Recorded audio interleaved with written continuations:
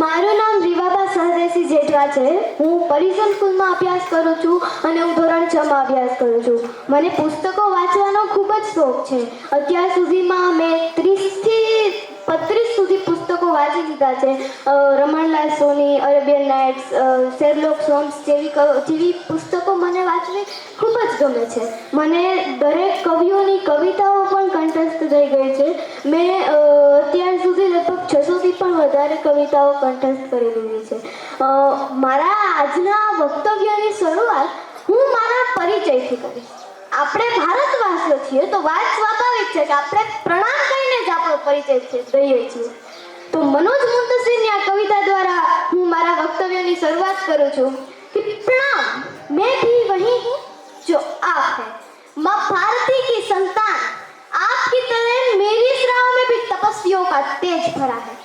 आज अपना परिचय इसलिए दे रही हूँ क्योंकि प्रणाम करके परिचय देना हम भारतवासियों की परंपरा है.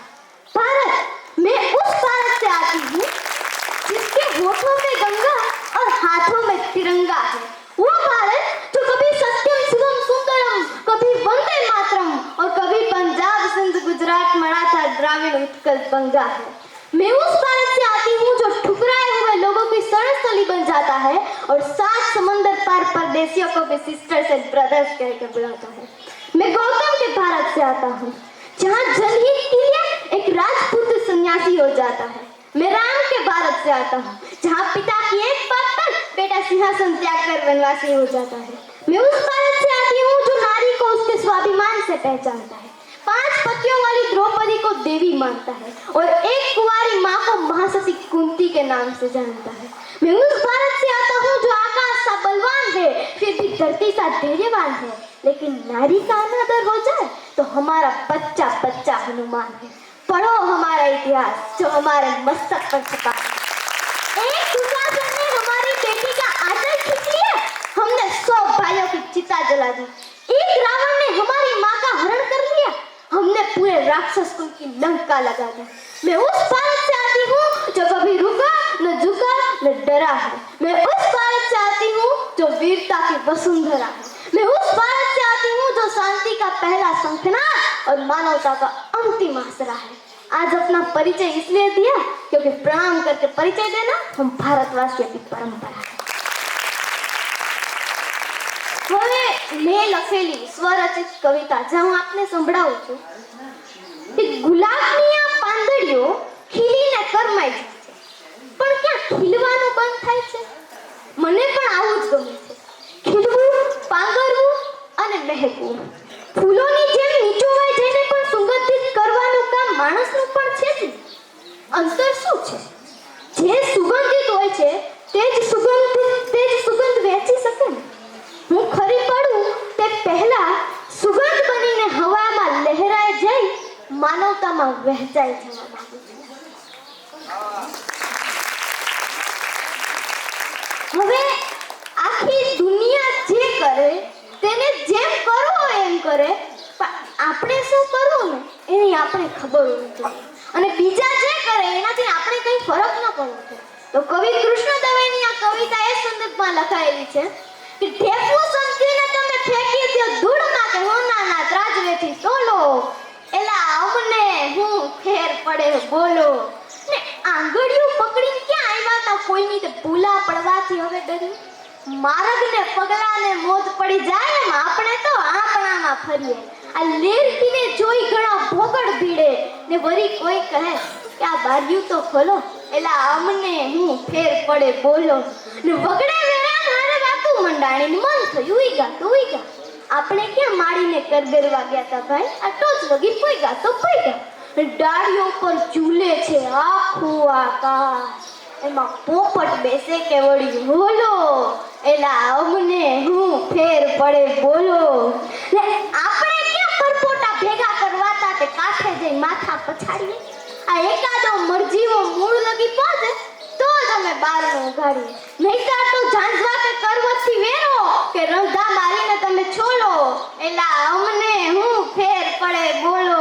આ ઢેફું સમજીને તમે ફેંકી દો ધૂળમાં કે હોનાના ત્રાજવેથી તોલો, એલા અમને હું ફેર પડે બોલો.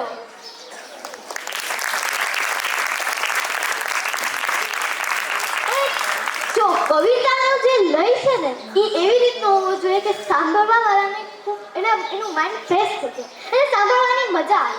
તો એ સંદર્ભમાં આ કવિતા લખાય છે કે અડાબીના આંખો ગુલાબોથી પ્રોતું હશે એમ લાગે, તને કોઈ પડદો હટાવીને જોતું હશે એમ લાગે, અનર્ગળા આંસુ આ દરિયો આ નદીઓને વરસાદના પાણી, પરાપૂર્વથી આ પૃથ્વીને કોઈ ધોતું હશે એમ લાગે, હશે મારી ભીતર જૂની એક નગરીને એની એ ભીતર, હશે મારી ભીતર જૂની એક નગરીને એની એ ભીતર, સુદામાની આંખો સતત કોઈ લોતું હશે એમ લાગે, સડેલાટ ગજલોની ગજલો છૂટે છે ક્યાંથી વિચાર, આ સડેલાટ ગજલોની ગજલો છૂટે છે ક્યાંથી વિચારો, નિરાકારમાં જ કોઈ ખુદને ખોતું હશે એમ લાગે.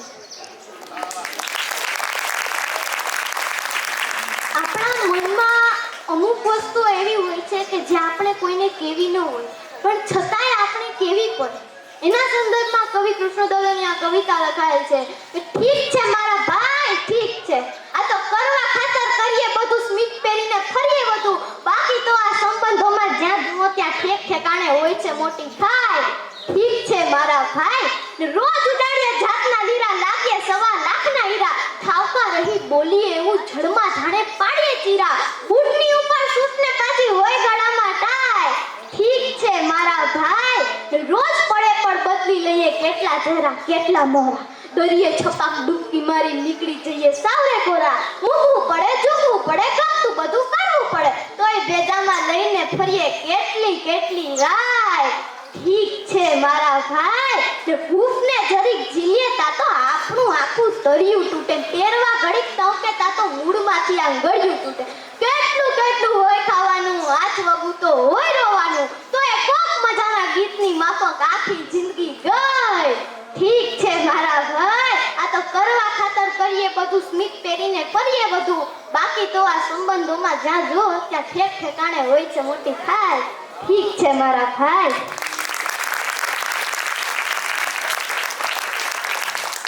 આપણે અમુક વાર મજામાં નથી હોતા છતાંય આપણે પૂછે કે તમે કેમ છો, આપણે એને એમ જ કહેવું પડે કે આપણે મજામાં છીએ. એના સંદર્ભે ખલીલ ધનતેજવીની આ કવિતા લખાય છે, જેટલી પણ ફૂલોમાં રંગત છે એ બધી તમને મળે, ને ફૂલોની માફક મહેકતી જિંદગી તમને મળે. યાદ જ્યારે પણ આવ્યા તમે દુઆ માંગી છે ને, જે મારી કિસ્મતમાં છે એ પણ ખુશી તમને મળે, ને એ રીતે મોસમ તમારું ધ્યાન રાખે દર ક્યાંય પણ કુકળ ફૂટે એટલે તાજગી તમને મળે, ને આપણે બંને પરસ્પર એવી ઈચ્છા રાખીએ કે દીવો મારા ઘરમાં સળગે ને રોશની તમને મળે. જો તમારા પર ખુદાની મહેરબાની હોય તો, જો તમારા પર ખુદાની મહેરબાની હોય તો એક ક્ષણ માંગો ને આખી સદી તમને મળે. જેટલી પણ ફૂલોમાં રંગત છે એ બધી તમને મળે, ને ફૂલોની માફક મહેકતી જિંદગી તમને મળે.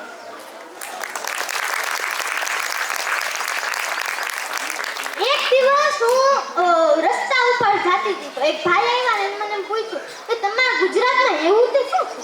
તો આજે આકાશની આ કવિતા દ્વારા મેં એને જવાબ દીધો કે શું છે ભાઈ ગુજરાતમાં શું છે? સિંહની દહાડ, નાદેડીના ઝાડ, ગિરનાર પહાડ, સુરતનું જમણ, દીવ દમણ, કચ્છનું રણ, જૂનાગઢે ભવનાથ, દરિયે સોમનાથ, એનાથી આગળ દ્વારિકાનાથ, પોરબંદરની ચોપાટી, દરિયાની સપાટી, બરોડામાં કમાટી, એ સીધી સૈયદની જાડી, રિવરફ્રન્ટની પાડી, સુરતની સાડી, કંડલા બંદર, કચ્છની અંદર માતાનો મઢ સુંદર, એ અમદાવાદી પોળ, જેસર તોરણની જોડ, દખ્ખલના દરિયે નર્મદાની દોડ, લાલ દરવાજાની બજાર, અંજારના ઉજાર, રોકણમાં સોનું શેર બજાર, તાલાની કેરી, ગામડાની શેરી, લાલા લેરી, રાજકોટના ગુજરાત, સુરતની ગાડી, ગુજરાતના ગાંઠિયા આખા વિશ્વ પર થાય, સરદારનું સ્ટેચ્યુ, ક્રિકેટનું ગ્રાઉન્ડ, આખા વર્લ્ડમાં ગુજરાતી ગરબાનો સાઉન્ડ, જેવડા મોટા દરિયા એવડા મોટા દિલ, અમે મોજે દરિયા ગુજરાતી, ઉર્જાથી ભરપૂર અમે મોજે દરિયા ગુજરાતી.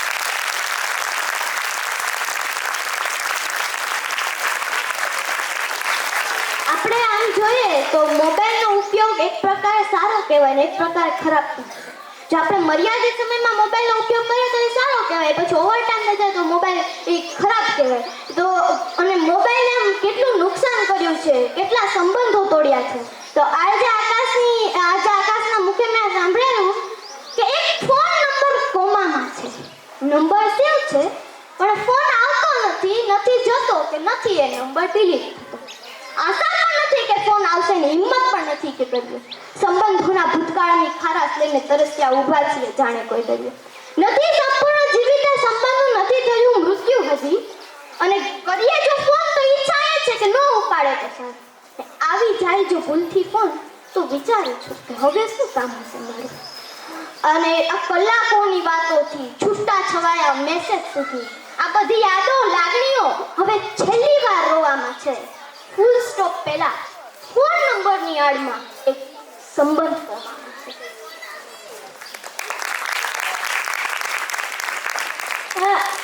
मनोज मुंतशिर शब्दों તમે સાંભળો. देखो हमारी ओर, पहचानो हमें, हम ही थे जो पांव फेंककर धरती से धारा निकाल दिया करते थे और एक उंगली पर गोवर्धन पर्वत उठा दिया करते थे. हम ही थे वो दिले जो चक्रव्यूह में से वापस लौटने की विद्या सीखे बगैर गए और वो भी हम ही थे जिनके फेंके हुए पत्थर पानी में तैर गए. हम मारना भी जानते हैं और बचाना भी. हमने दुश्मनों के लिए फाइटर जेट्स बनाए, संगीन बनाए, पर जब जिंदगी की सांसें फूटने लगी तो वैक्सीन भी हमने ही बनाई और लिख दिया उस वैक्सीन पे सर्वे संतु निरामया, यानी भगवान सिर्फ हम पर नहीं सब पर, हर किसी पर करे दया. हम जाबाज हैं, हम जियाले हैं, हम आंधियों से खेले हैं, बिजलियों के पाले हैं, हम शांति का सवेरा है, इंसानियत का उजाला है.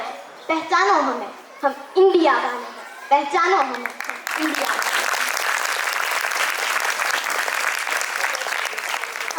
ઈસુભાઈ ગઢવીની આ કવિતા જે મારી પ્રિય કવિતાઓમાંની એક છે.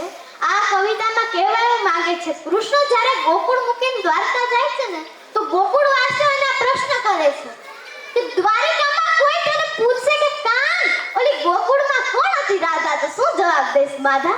અને તારું તે નામ તને યાદ નહોતું, તેથી રાધાનું નામ હતું ઓઠે. ઠકરાણા પટરાણા કેટલાય હતા, પણ તેથી રાધા રમતી હતી હાથ કોઠે. રાધા વીણવા હળના વેણની વાગે એવા સોગંદ તે સીધને ખાતા, તો શું જવાબ દેશ માધા? અને રાધાના પગલામાં વાયુ બન રાવણ ને ફાગણ બનીને તું ખૂબ ફૂલો. આ રાધાના શ્વાસ તને ટોડલે, તું અષાઢી મોર બની ગહેકો. આજ આગા પડી ગયા તા રાધાને વાંસળી, એવા તો શું પડા વાંધા, તો શું જવાબ દેશ માધા? ઘડીકમાં ગોકુળ, ઘડીકમાં વનરાવન ને ઘડીકમાં મથુરાના મેં, ઘડીકમાં રાધા, ઘડીકમાં ગોપી, ઘડીકમાં ગુજ્જા સંગે. અરે એક પ્રીતમાં હોય રાજ ખટપટના ખેલ કાન, સ્નેહમાંથી વયા સાંધા, તો શું જવાબ દેશ માધા?